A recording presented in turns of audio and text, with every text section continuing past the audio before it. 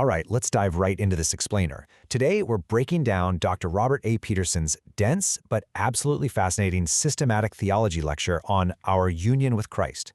If you've been tracking with theological discussions on how salvation is actually applied to believers, you know this is a massive, widely debated topic. And what Dr. Peterson does here, it's literally brilliant. He pulls together these heavy systematic threads of the church, the sacraments, the daily Christian life, and then weaves them all through the later books of the New Testament. My goal today is to map this out visually. We want to see the actual structure of these profound ideas and turn what can feel like a super abstract academic debate into something we can really firmly grasp. So here's our roadmap for today. We'll be hitting the church's living temple, sacraments as visible words, living the Christian life, evidence in the epistles, and finishing up with Revelation's eternal comfort. Let's get right into it. Starting off with Section 1, the church's living temple, a corporate reality. The absolutely crucial point here is understanding exactly how the church fits into this overarching theological framework. We're so used to thinking of salvation as a deeply individual, almost isolated experience, right? But Dr. Peterson heavily emphasizes the corporate reality of the church right out of the gate. But before we look at the church itself, we've got to define our core concept. Dr. Peterson describes union with Christ in two distinct yet deeply connected ways. First up, it's the giant umbrella over the entire plan of salvation. We're talking eternity past all the way to eternity future. But it's not just some lofty, inaccessible concept floating out there. It's also the specific glue holding the application of that salvation together for actual people in real time. So it's the grand cosmic picture and the intimate personal reality all rolled into one. Because of this massive union, Dr. Peterson points out that Paul and the other biblical writers definitely do not see the church as a static brick-and-mortar building. Just look at the metaphors they use. A living temple, the body of Christ, the bride of Christ. The church is this living, breathing organism intimately united with Christ. It's a dynamic community that actually participates in Jesus' story, constantly abiding in the Father and the Son. It's an active, vibrant relationship, not just an institution. Moving right along to Section 2, Sacraments as Visible Words, the Ceremonial Reality. Let's see how this spiritual union actually manifests in the physical practices of the church, specifically the sacraments. Like, what does this look like when we actually gather together? Now, what's really fascinating here is how Dr. Peterson navigates the terminology. He actually uses the words ordinance and sacrament interchangeably, but for very specific reasons. They're ordinances because Christ explicitly ordered them.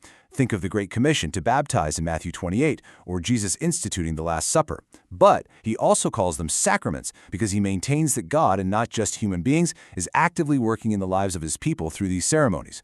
It's this incredible intersection where divine action meets human obedience. And this quote brilliantly captures Peterson's view. Visible words.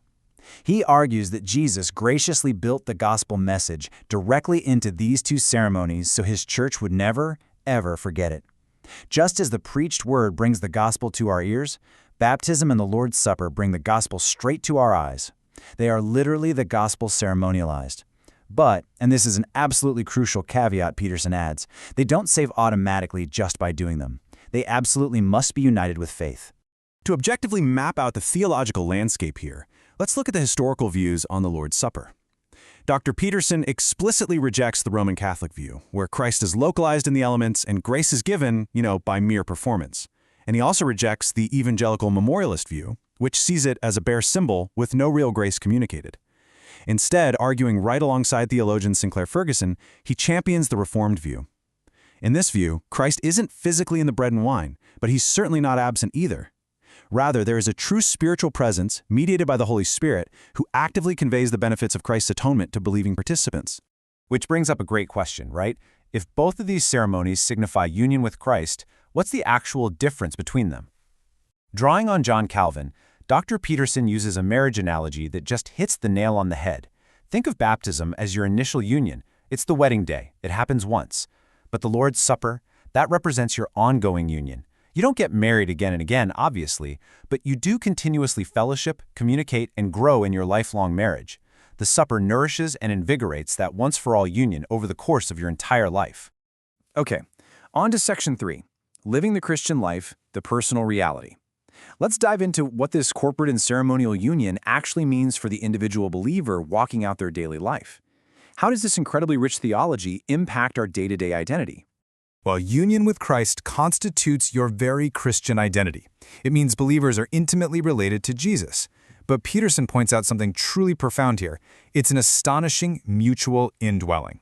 It isn't just that believers are merely in Christ. The Holy Trinity, especially the Holy Spirit, actually indwells the believer.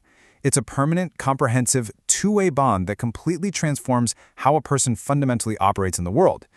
And realistically, let's be honest, this means that just as believers are identified with Christ in his death, they inevitably share in his present sufferings. It's not an easy road. Good theology doesn't pretend it is. But the flip side of that coin is that by God's grace, believers will actively persevere. As surely as they suffer with him now, they will ultimately share in the absolute glory of his resurrection. Present suffering is intrinsically linked to future glory through this unbreakable union. Section 4, Evidence in the Epistles, the Scriptural Reality.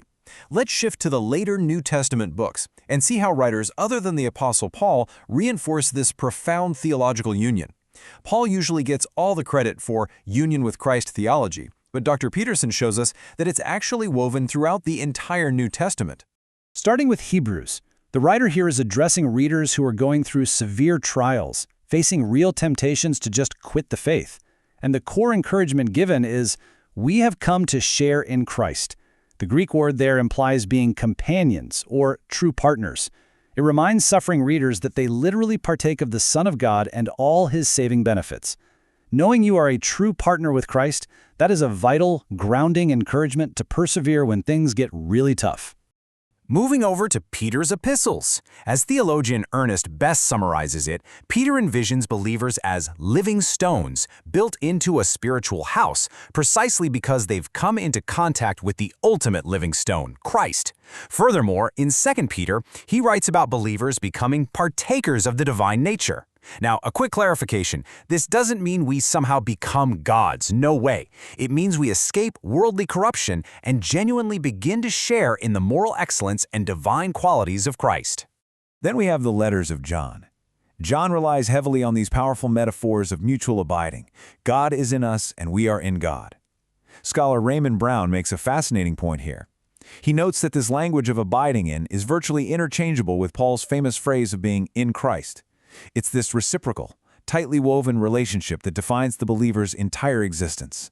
Scholar Robert Yarbrough really underscores this beautifully. He points out that this mutual abiding isn't just some passive, purely mystical state. John is ethically rigorous. Abiding in Christ carries intense moral obligations, things like actively obeying God's commands and consciously walking in love. And crucially, it's the Holy Spirit who makes this reciprocal abiding recognizable to us, acting as the very link and agent of God's presence in our everyday actions. And finally, Section 5, Revelation's Eternal Comfort. Let's look at how the book of Revelation frames the ultimate, eternal culmination of this union. Where is all of this actually heading? In Revelation 14, John delivers some of the most intense warnings in all of Scripture regarding the eternal punishment and the terrifying lack of rest for those who worship the beast. But immediately following that dark reality, John delivers an incredibly comforting contrast for the enduring saints. He essentially juxtaposes two completely different eternal realms to highlight the ultimate destination of this union. And here is that profound comfort. Blessed are the dead who die in the Lord. As commentator Beasley Murray points out, death literally loses its terror for those who meet it in this state. Notice that specific phrase, in the Lord. It perfectly mirrors Paul's in Christ language. It denotes a permanent, unbreakable spiritual union with the one who has already conquered death for them, fully ensuring they will finally and fully rest from their labors. So I want to leave you with a final thought from this explainer. Considering everything we've covered today, from the corporate living temple of the church to the visible words of the sacraments, all the way to the eternal promises of rest and revelation, think back to that marriage analogy we discussed earlier. How does viewing your theological framework and your daily faith through the lens of an ongoing, actively nourished, lifelong marriage, rather than just a one-time wedding day, reshape the way you approach your own spiritual journey today? Take a moment to really reflect on that and keep digging into the text.